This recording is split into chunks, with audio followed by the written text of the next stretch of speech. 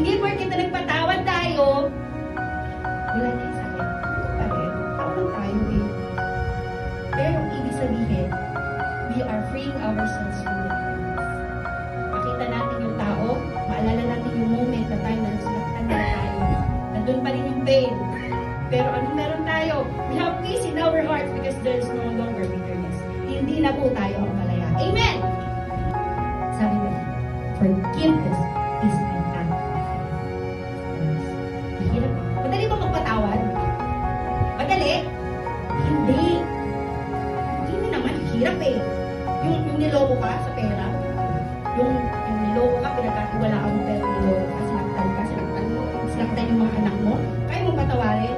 O kaya direct yung anak mo, pinugbog yung anak mo, ganito yung ginawa sa magulang mo, kaya mo patawarin.